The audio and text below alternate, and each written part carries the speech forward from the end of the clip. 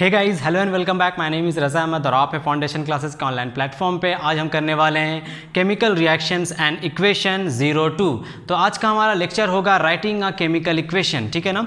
हमने लेक्चर 01 में डिस्कस किया था बहुत सारी एक्टिविटीज़ जो आपके एनसीईआरटी बुक में गिवन है। हमने देखा था किस तरह जब हम मैग्नीशियम रिबन को बर्न करेंगे तो उसमें से क्या चेंजेस आते हैं, क्या केमिकल रिएक्शंस होते हैं, वो हमने देखा था। हमने देखा था किस तरह हाइड्रोजन इवॉल्व होता है केमिकल रिएक्शन में। हमने देखा था कैरेक्टरिस्टिक्स ऑफ रिएक्शन और बहुत सारी बातें हमने डिस्कस कर रखी थी वहाँ पे, ठीक है। जिन्होंने लेक्चर 01 नहीं देखा है उनसे रिक्वेस्ट है लेक्चर 01 देख लें, उसके बाद इस लेक्चर को देखेंगे, ठीक है। ऐसे उस लेक्चर को नहीं भी देखोगे तो भी ये लेक्चर आपको समझ में आ जाएगा। तो चलिए शुरू करते बिना किसी देरी के आज का क्लास।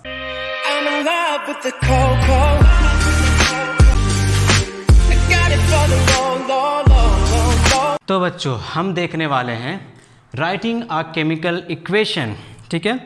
तो हम पढ़ेंगे आज किस तरह हम केमिकल इक्वेशन बना सकते हैं, किस तरह हम केमिकल इक्वेशन को लिख सकते हैं।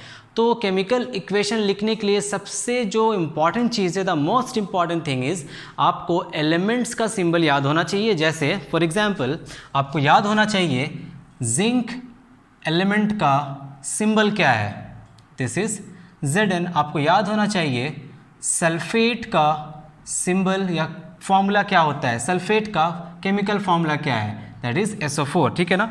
तो केमिकल इक्वेशन लिखने के लिए आपको ये सारी बातें आनी चाहिए और ये सब सारी बातें आपने सीखा होगा क्लास 9th में। और अगर आपने क्लास 9th में नहीं सीखा है तो चलो मौका आ गया है, टाइम है, अभी भी सीख लेते हैं यहाँ पे ही, ठीक है ना। तो सबसे पहले इस लेक्चर को देखने से पहले आप एक बार अपने क्लास 9th का चैप्टर है एटम्स एंड मॉलिक्यूल्स वो पढ़ लो और chemical symbols, acid radicals, basic radicals पढ़कर आओ, ज़्यादा अच्छे से ये चैप्टर समझ आएगा। ऐसे मैं कोशिश करूँगा ये चैप्टर आपको और अच्छे से समझ जाए, ठीक है ना। चलिए, तो सबसे पहले बात आती है बच्चों, हम केमिकल इक्वेशन कहते किसे हैं, क्या है ये केमिकल इक्वेशन, क्यों ये पढ़ना ज़रूरी है, क्यों हम ये क्यों सीखें, क्या ज़रूरत है इसे सीखने का। तो देखो बच्चों, हमने लेक्चर 01 में देखा था फर्स्ट एक्टिविटी हमने क्या किया था, हमने एक मैग्नीशियम रिबन लिया था, हमने उस मैग्नीशियम रिबन को बर्न किया, ठीक है। तो बर्न करने से मैग्नीशियम चेंज हो गया था मैग्नीशियम ऑक्साइड में, ठीक है ना।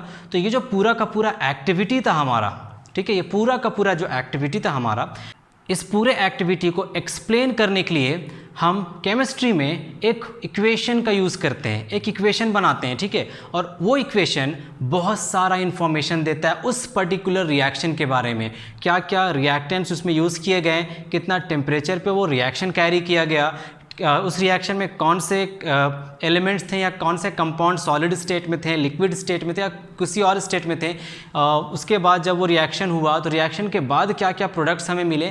तो ये सारा का सारा इन्फॉर्मेशन हमें कहाँ से मिलता है, हमें मिलता है केमिकल इक्वेशन से। ना बात आती है केमिकल इक्वेशन लिखना ज़रूरी क्यों है। हम एक वर्ड इक्वेशन में भी तो लिख सकते हैं ना, हम एक सेंटेंस बनाकर भी लिख सकते हैं ना। जैसे when a magnesium ribbon was burned in oxygen it get converted into magnesium oxide, हम ये भी तो लिख सकते हैं, ठीक है। मतलब पूरा का पूरा सेंटेंस हम लिख करके उस एक्टिविटी का, उस एक्सपेरिमेंट का इन्फॉर्मेशन दे सकते हैं, समझ आ रही है। लेकिन हम पढ़ रहे हैं साइंस, ठीक है, हम लिटरेचर नहीं पढ़ रहे हैं, हम पढ़ रहे हैं साइंस। तो साइंस में जितना छोटा चीज़ हो और जितना छोटा लैंग्वेज हो आपका और जितना कंसाइज और जितना इन्फॉर्मेशन उसमें हो, ठीक है, शॉर्ट भी होना चाहिए और सारा इन्फॉर्मेशन भी होना चाहिए। तो इसलिए इन सारी चीज़ों को, इस पूरे का पूरा एक्टिविटी को एक लंबे लैंग्वेज में एक पूरा सेंटेंस, एक पूरा पैराग्राफ लिखने से बेहतर है कि आप एक टाइम बचाओ और छोटा सा एक इक्वेशन लिख दो तो आपका काम हो गया। जैसे when a magnesium ribbon was burned in oxygen it gets converted into magnesium oxide. हाँ, यहाँ पे केमिकल रिएक्शन तो हो रहा है। अब देखो, समझो, तो इस केमिकल रिएक्शन को, पूरे के पूरे केमिकल रिएक्शन को हम 3 तरह से लिख सकते हैं। तो पहला जो तरीका है लिखने का पूरा स्टेटमेंट हम लिख सकते हैं, पूरा का पूरा स्टेटमेंट लिख सकते हैं। ये स्टेटमेंट या तो आपका लैंग्वेज के फॉर्म में हो या फिर आप एक पूरा का पूरा पैराग्राफ लिख सकते हो, है ना, पूरा का पूरा पैराग्राफ लिख सकते हो या पूरा का पूरा कहानी लिख सकते हो, ये है। या फिर दूसरा चीज़ है, इस पूरे के पूरे सेंटेंस को हम एक शॉर्ट फॉर्म में लिख सकते हैं। शॉर्ट मतलब हम उसे वर्ड इक्वेशन में लिख सकते हैं, मतलब जो जो रिएक्शन में हो रहा है उसे बस वर्ड की हेल्प से हम पूरा का पूरा रिएक्शन एक्सप्लेन कर सकते हैं। तो वर्ड इक्वेशन हम लिख सकते हैं, ठीक है। और वर्ड इक्वेशन के बाद आती है, हम इस पूरे इक्वेशन को वर्ड इक्वेशन के बाद और शॉर्ट कर सकते हैं by writing a chemical equation, by writing a chemical equation, ठीक है ना।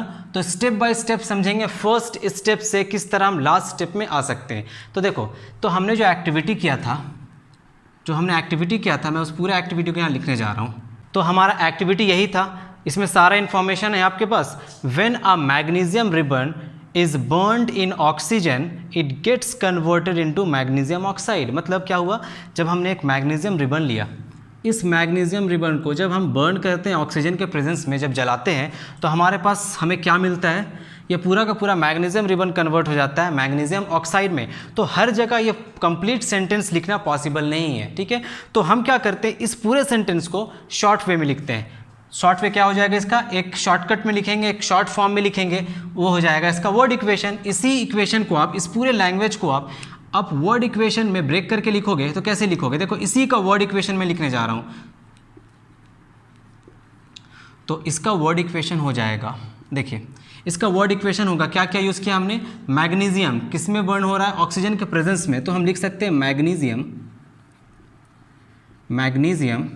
प्लस क्या है, और ऑक्सीजन। मैग्नीशियम किसके प्रेजेंस में जल रहा है, ऑक्सीजन के प्रेजेंस में, तो हम लिखेंगे ऑक्सीजन, ठीक है। जलने के बाद जब ये मैग्नीशियम ऑक्सीजन के प्रेजेंस में जला तो किस में कन्वर्ट हो गया, मैग्नीशियम ऑक्साइड में ये कन्वर्ट हो गया, ठीक है। तो ये रहा वर्ड इक्वेशन इस पूरा का पूरा एक्टिविटी या एक्सपेरिमेंट के लिए। हमने यूज़ किया मैग्नीशियम में हमने ऐड किया ऑक्सीजन, तो ये बना दिया, कन्वर्ट हो गया मैग्नीशियम ऑक्साइड में। तो हमारे पास एक क्वेश्चन आता है, क्या हम इस पूरे इक्वेशन को, इस पूरे वर्ड इक्वेशन को किसी और प्रिसाइज वे में लिख सकते हैं, कंसाइज वे में लिख सकते हैं? तो यस, लिख सकते हैं। किस तरह लिखेंगे, देखो अगर हम मैग्नीशियम वर्ड की इस पूरे वर्ड इक्वेशन के प्लेस पे हम सिर्फ और सिर्फ सारे कंपाउंड जो भी रिएक्शंस में पार्टिसिपेट कर रहे हैं, अगर हम उन सारे कंपाउंड्स को, उन सारे एलिमेंट्स को सिंबल्स में लिखे, तो मैग्नीशियम का सिंबल क्या हो जाएगा, मैग्नीशियम का सिंबल हो जाएगा Mg, ठीक है।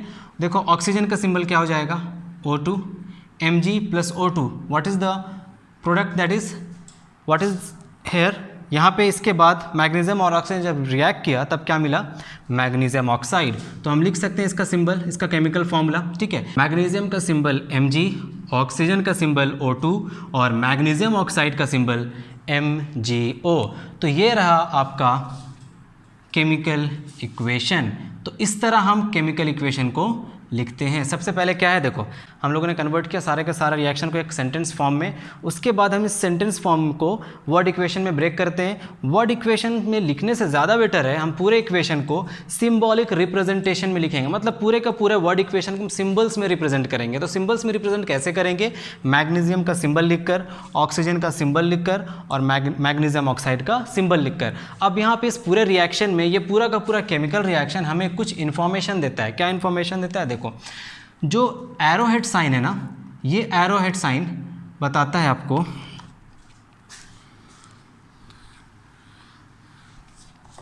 ये एरोहेड साइन ये बताता है direction of reaction, direction of reaction के बारे में। मतलब रिएक्शन कहाँ से कहाँ प्रोसीड हो रहा है, रिएक्शन प्रोसीड हो रहा है मैग्नीशियम से ऑक्सीजन, मतलब जब आप मैग्नीशियम और ऑक्सीजन को कंबाइन करते हो तब आपको MgO मिलता है। यहाँ से यहाँ तक नहीं आ रहा रिएक्शन, यहाँ से यहाँ तक आ रहा है। मतलब जो पार्टिसिपेट कर रहे हैं केमिकल इक्वेशन में, उनमें इस पार्ट का कुछ नाम है, ठीक है, इस पार्ट का एरो के लेफ्ट हैंड साइड का कुछ नाम है और राइट हैंड साइड का कुछ नाम है। तो एरोहेड के left hand side, that is इस एरो के, ये रहा आपका एरो, इस एरो के LHS that is left hand side में जो भी रिएक्टेंट्स हों, जो भी इस एरो के लेफ्ट हैंड साइड में जो भी कंपाउंड्स होंगे जो केमिकल रिएक्शन में पार्टिसिपेट करते हैं, उन्हें हम कहते हैं रिएक्टेंट्स, उन्हें हम कहते हैं रिएक्टेंट्स। मतलब ये सारे रिएक्टेंट्स है, रिएक्ट कर रहे हैं, मैग्नीशियम और ऑक्सीजन रिएक्ट कर रहा है। और जो RHS में है, जो RHS में है ये कहलाता है प्रोडक्ट्स, ये क्या कहलाता है, प्रोडक्ट्स, ठीक है। RHS को हम कहेंगे प्रोडक्ट्स और LHS को हम कहेंगे रिएक्टेंट्स। देखो तो एरोहेड दिखाता है आपको डायरेक्शन ऑफ द रिएक्शन, और इसे हम पढ़ते हैं Mg plus O2 gives MgO। That means when magnesium is burned in oxygen या फिर when magnesium reacts with oxygen it gives magnesium oxide. और ये पूरा का पूरा केमिकल इक्वेशन केमिकल रिएक्शन के बारे में कंप्लीट इन्फॉर्मेशन देता है। जैसे इसमें आप और क्या, ये केमिकल इक्वेशन और क्या क्या इन्फॉर्मेशन देता है देखो। सबसे पहले तो Mg, ठीक है, ये स्टेट्स के बारे में बताता है। अब ब्रैकेट में लिखोगे सॉलिड, क्योंकि ये मैग्नीशियम है सॉलिड, तो आप लिख सकते हो ब्रैकेट में सॉलिड, एस का मतलब है सॉलिड, प्लस ऑक्सीजन, ऑक्सीजन क्या है, गैस है, तो O2 ब्रैकेट में हम लिखेंगे गैस, और इधर है एरो के बाद क्या है, मैग्नीशियम ऑक्साइड, ये है मैग्नीशियम ऑक्साइड, ये पाउडर के फॉर्म में था तो इसे आप सॉलिड भी लिख सकते हो, ठीक है। तो देखो क्या हमें ये केमिकल इक्वेशन पूरा का पूरा इन्फॉर्मेशन दे रहा है केमिकल रिएक्शन के बारे में, यस दे रहा है ना। तो LHS जो लेफ्ट हैंड साइड का जो सब्सटेंसेस है लेफ्ट हैंड साइड में, इन्हें हम कहते हैं रिएक्टेंट्स, इन्हें हम कहेंगे रिएक्टेंट्स, और इसे हम कहेंगे प्रोडक्ट्स, ठीक है, इसे हम कहेंगे प्रोडक्ट्स। तो रिएक्टेंट्स क्या हैं, सो द सब्सटेंसेस, देखो रिएक्टेंट्स का डेफिनेशन क्या होगा, the substances taking part in a chemical reaction, ये पार्टिसिपेट कर रहा है केमिकल रिएक्शन में, the substances taking part in the chemical reaction are called as reactants. Definition लिख लो। तो मैं आपको यहाँ समझा रहा हूँ किस तरह आप केमिकल इक्वेशन लिख सकते हो, ठीक है। तो रिएक्टेंट्स क्या हो जाएगा, रिएक्टेंट्स होता है substances taking part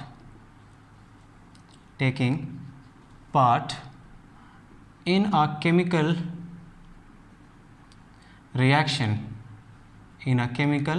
reaction are called as reactants। reactants कहाँ होते हैं केमिकल रिएक्शन में, LHS में होते हैं, ठीक है। लेफ्ट हैंड साइड, किसके लेफ्ट हैंड साइड में, एरो के लेफ्ट हैंड साइड में रिएक्टेंट्स होते हैं, और एरो के राइट हैंड साइड में क्या होता है, प्रोडक्ट्स होता है। तो प्रोडक्ट का डेफिनेशन क्या हो जाएगा, प्रोडक्ट्स हो जाएगा न्यू सब्सटेंस या फिर सब्सटेंसेस, और ये प्रोडक्ट एक से ज़्यादा भी हो सकता है, ठीक है। न्यू सब्सटेंस और substances formed during the reaction,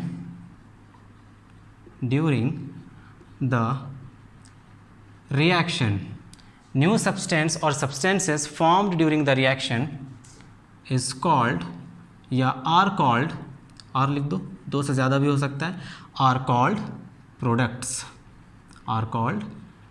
बोलो समझ आ गया। तो देखो हम केमिकल इक्वेशन किसे कहेंगे, ये रहा आपका केमिकल इक्वेशन। ये केमिकल इक्वेशन कंप्लीट इन्फॉर्मेशन देता है केमिकल रिएक्शन के बारे में जो that is taking place in this entire reaction। that means chemical equation, आप बोल सकते हो chemical equation is just the symbolic representation of the substances taking part in the chemical reaction and the products formed during the chemical reaction, ठीक है ना। तो chemical equation का definition क्या हो जाएगा, आपसे पूछे what is a chemical equation, तो आप क्या लिखोगे, आप लिखोगे chemical equation is a symbolic representation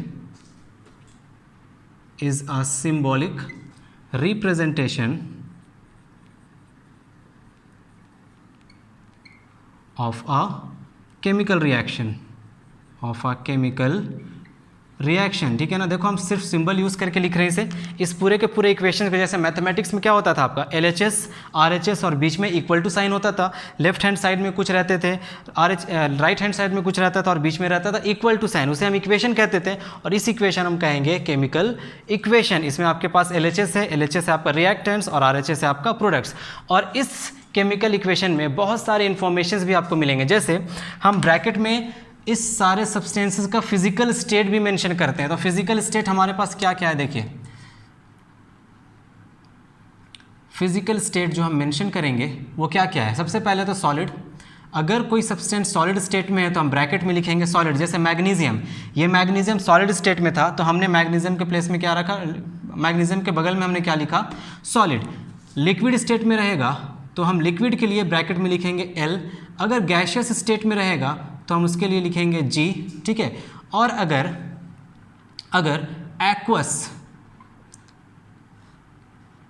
aqueous रहेगा तो हम इसके लिए लिखेंगे AQ। एक्वस का मतलब होता है ये पानी में मिक्स है, ठीक है। अगर ये MgO को हम पानी में डाल देंगे तो ये एक्वस हो जाएगा। अब यहाँ सॉलिड के प्लेस पे हम एक्वस लिखेंगे तो ये होता है that is something which is mixed in water, that is called as aqueous, ठीक है।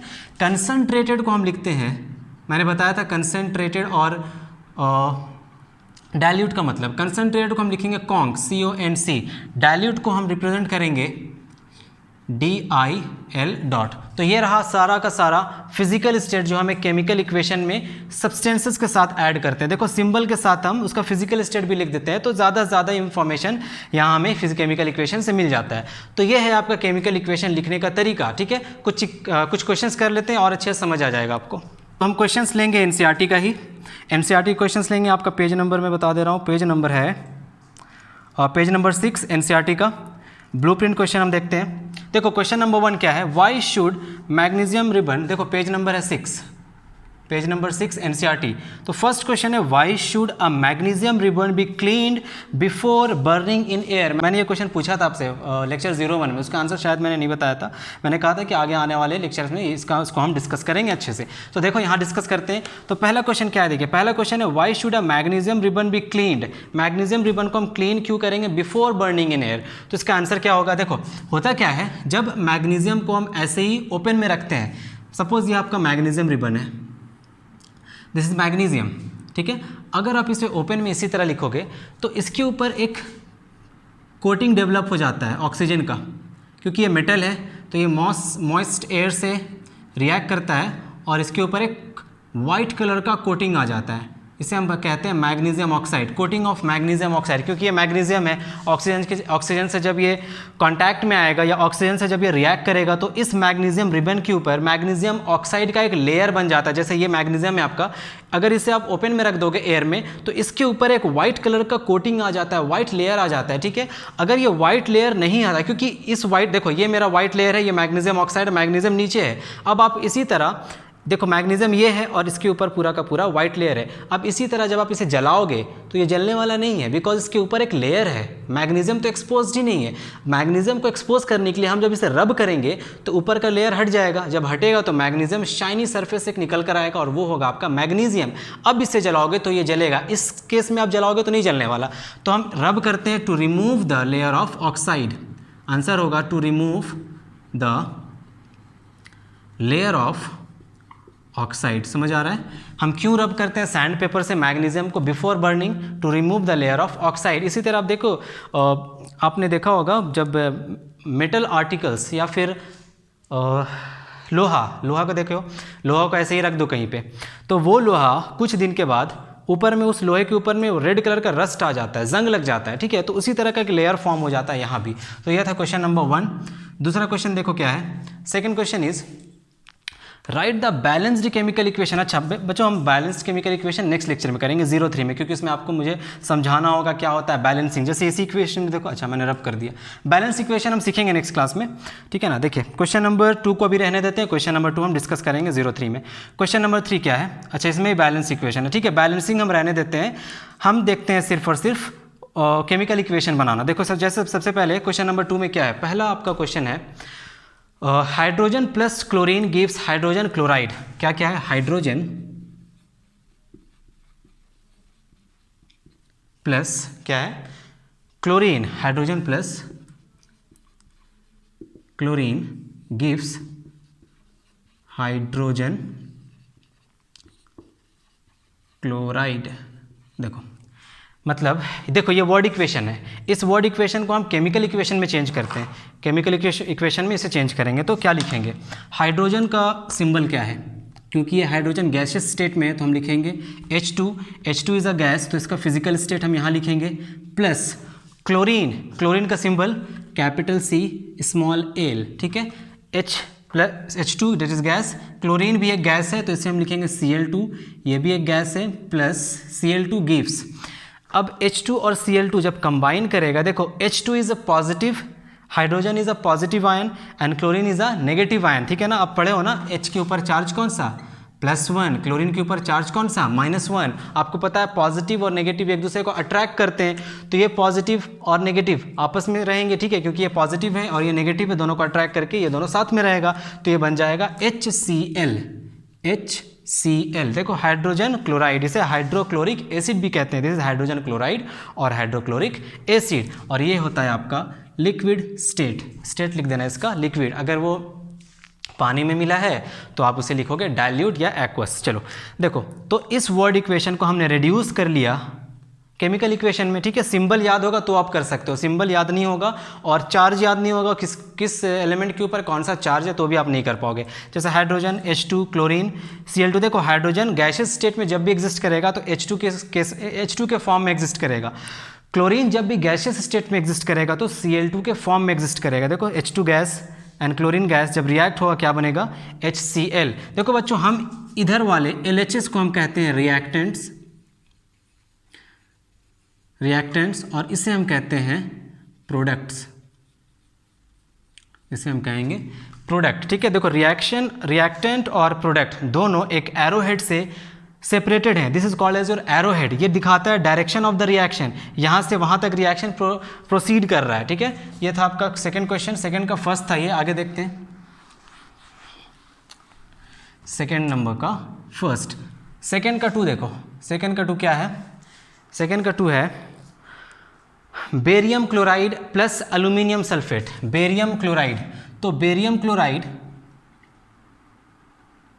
देखो मैं फिर से बोल रहा हूँ, अगर आपको सिंबल्स याद नहीं है, सारे सिंबल्स याद नहीं है सारे एलिमेंट्स का, तो आप नहीं बना सकते हो। प्लस एल्यूमिनियम, बेरियम क्लोराइड और क्या था, एल्यूमिनियम सल्फेट।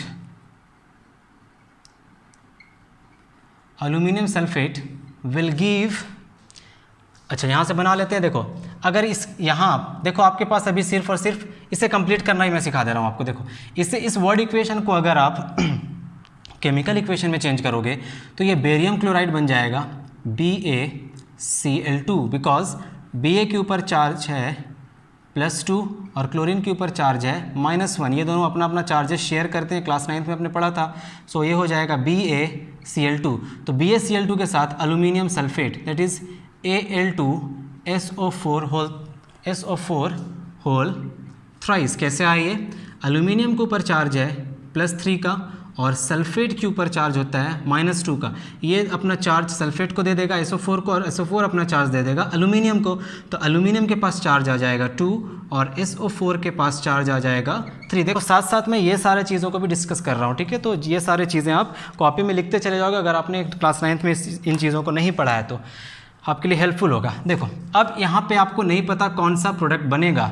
देखो मैंने बताया था यहाँ पॉजिटिव और नेगेटिव, पॉजिटिव और नेगेटिव एक साथ रहते हैं। तो इसी कंसेप्ट को यूज़ करते हुए हम यहाँ देख रहे हैं, यहाँ से आया Ba2+, ठीक है, और यहाँ से आएगा SO4 मतलब यहाँ का Ba2+ और यहाँ का SO4 दोनों कंबाइन करेगा, बिकॉज ये पॉजिटिव रेडिकल और ये नेगेटिव रेडिकल है, दोनों कंबाइन करेगा तो क्या बन जाएगा BaSO4। देखो दोनों के ऊपर चार्ज सेम +2 -2, तो +2 -2 कैंसिल हो गया, Ba और SO4 साथ में आ गया, प्लस और क्या बचा, देखो यहाँ बचा Cl और यहाँ बचा Al।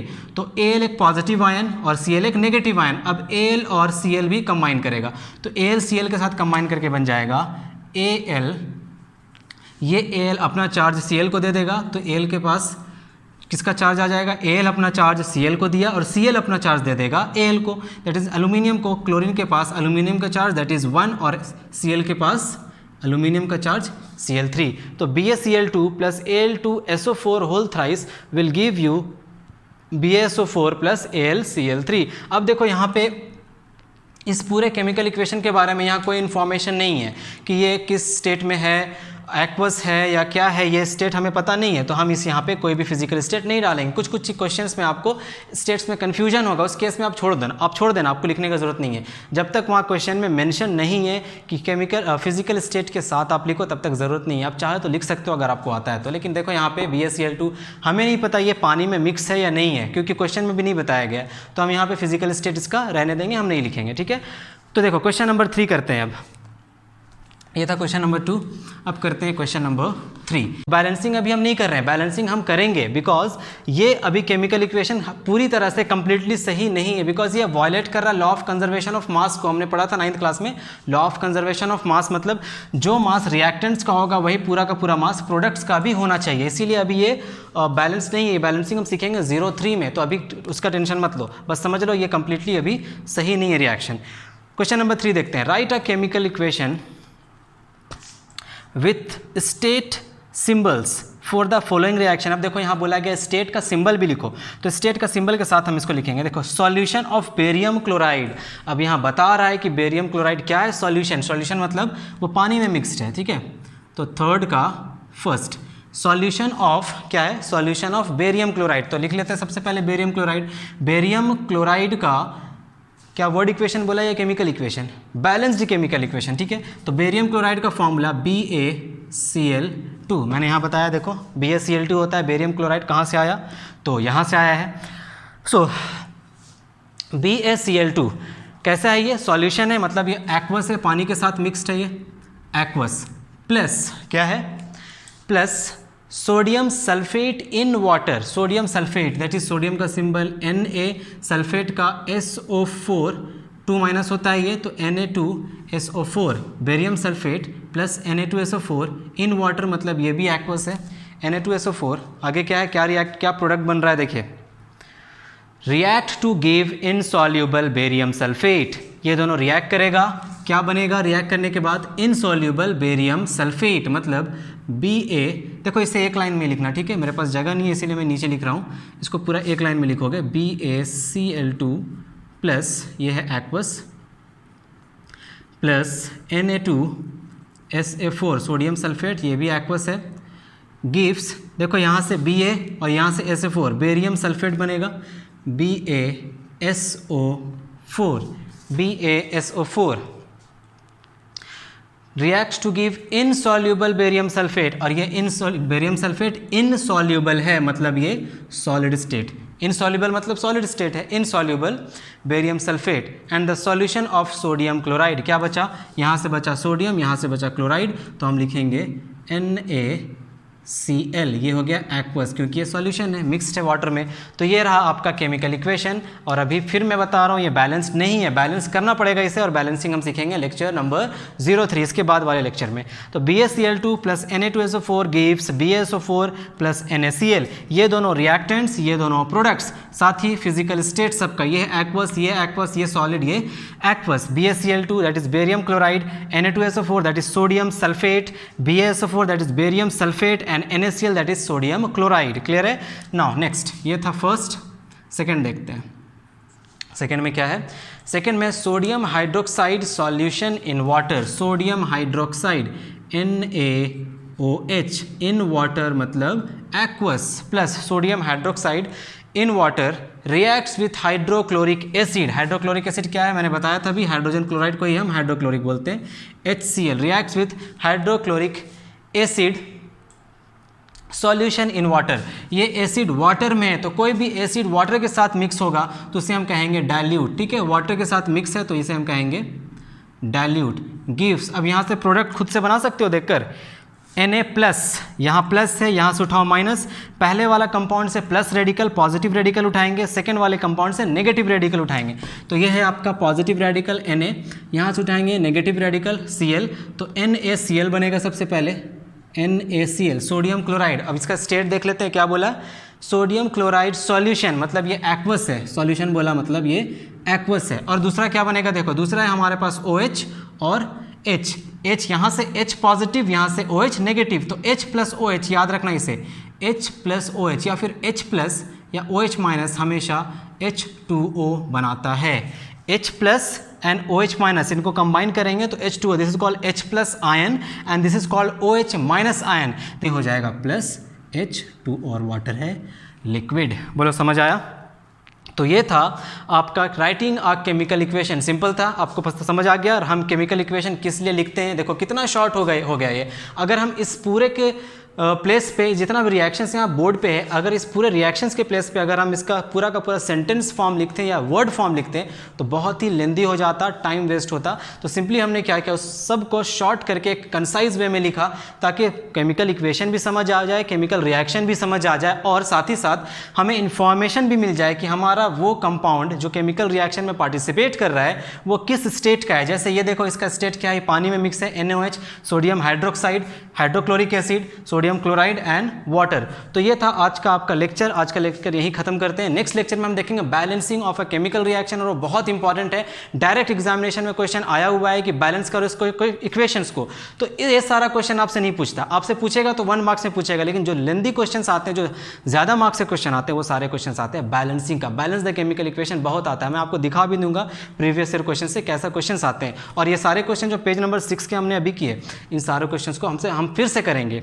इन सारे क्वेश्चन को हम फिर से करने वाले हैं बैलेंस करके, ठीक है। बैलेंसिंग का थोड़ा बहुत आइडिया मैं अभी दे देता हूँ आपको। देखो मैग्नीशियम का एग्जाम्पल लेते हैं। Magnesium oxide Mg + O2 gives MgO। ये कहलाता है रिएक्टेंट और ये कहलाता है प्रोडक्ट। ध्यान से देखो, क्या पूरा का पूरा मास जो रिएक्टेंट में है वो पूरा का पूरा मास प्रोडक्ट में है। मतलब आप सोचो, आप गए दुकान खरीदने 4 kg आलू, आप 4 kg आलू लाते हो तो दुकानदार आपको 50 पीसेस देता है, ठीक है, 50 पीसेस आलू देता है, ठीक है। और आप उससे मांगते हो 4 kg आलू के साथ साथ या 50 पीसेस आलू के साथ साथ आप बोलते हो, या फिर पीसेस से मत समझो, केजीज में समझो, 4 kg आपने लाया अनियन, ठीक है, प्लस आपने लाया 3 kg ऑफ टोमेटो, टमाटर लाया आपने। तो ये मिलाकर कितना हो जाएगा, 4 kg + 3 kg 7 kg होना चाहिए ना। और ये वैलिड है, यूनिवर्सल ट्रूथ है ये कि जो मास आपका रिएक्टेंट का होगा, जुड़ने पे प्रोडक्ट का भी वही मास होगा। मतलब जब आप इन दोनों को एक बैग में भरोगे, ये आपको अलग बैग में दिया, ये आपको अलग बैग में दिया, आप दोनों बैग को उठाकर एक तीसरे बैग में डाल दिए। ये आपका पहला बैग जिसमें आपने ऑनियन रखा, और ये आपका दूसरा बैग जिसमें आपने टोमेटो रखा। आपने प्याज रखा 4 kg इस बैग में, आपने 3 kg रखा इस बैग में, और एक बड़े से बैग में आपने इन दोनों बैग्स को रखा। तो अब बताओ आपका मास घटेगा, बढ़ेगा या इसके इक्वल रहेगा? ऑब्वियस सी बात है, जो मास इन दोनों को जोड़ने से आएगा वही मास उस बैग में होगा पूरा। मतलब 7 kg का ये न्यू बैग होगा आपका। वही कंसेप्ट हम यहाँ यूज़ करते हैं। तो इसे ही हम कहते हैं law of conservation of mass, that is mass can neither be created nor be destroyed. मतलब रिएक्शन से पहले का जो मास है रिएक्टेंट्स का, वही मास रिएक्शन के बाद प्रोडक्ट्स का मास होगा। मतलब देखो यहाँ पे मैग्नीशियम कितना एटम्स है मैग्नीशियम का, सिर्फ और सिर्फ 1 एटम में, ठीक है। मैग्नीशियम में कोई प्रॉब्लम नहीं है, मैग्नीशियम में जितना एटम रिएक्टेंट में था उतना ही एटम मैग्नीशियम में प्रोडक्ट में भी है। लेकिन ऑक्सीजन में गड़बड़ दिख रहा है हमें। यहाँ ऑक्सीजन है 2, मतलब यहाँ हम रिएक्टेंट में डाल रहे हैं 2 ऑक्सीजन, 1 ऑक्सीजन 2 ऑक्सीजन हमने डाला, तो प्रोडक्ट में कितना आ रहा है, सिर्फ और सिर्फ 1 ऑक्सीजन। ये तो गलत हो गया, ये तो वायलेट कर रहा है ना law of conservation of mass को। जब ये लॉ ऑफ कंजर्वेशन ऑफ मास यहाँ पे वेरीफाई हो सकता है तभी ये रिएक्शन हमारा सही कहलाएगा। अभी ये रिएक्शन कंप्लीटली सही नहीं है। इसको सही करने के लिए हम क्या करते हैं, इसके आगे 2 लगा देते हैं और इसके आगे 2 लगा देते हैं। अब पूरा का पूरा बैलेंस हो गया। देखो 2 mg यहाँ पे भी रिएक्टेंट में, यहाँ रिएक्टेंट में प्रोडक्ट में भी 2 mg, 2 ऑक्सीजन यहाँ भी, ऑक्सीजन यहाँ सामने जो है ना वही दोनों का कहलाता है। मतलब मैग्नीशियम भी 2 है, ऑक्सीजन भी 2 है, तो 2 ऑक्सीजन यहाँ भी, 2 ऑक्सीजन यहाँ भी, 2 मैग्नीशियम यहाँ भी, 2 मैग्नीशियम यहाँ भी। तो अब LHS और RHS इक्वल हो गए। That is total number of atoms in the reactant is equal to the total number of atoms in the products. अब ये law of conservation of mass को वेरीफाई करता है। तो अब ये हो गया आपका कंप्लीट केमिकल इक्वेशन। तो सीखेंगे हम, घबराना नहीं है, सीखेंगे हम बैलेंसिंग। कुछ ट्रिक्स भी मैं आपको बताऊंगा बैलेंसिंग में। तब तक के लिए पढ़ते रहिए। All the very best.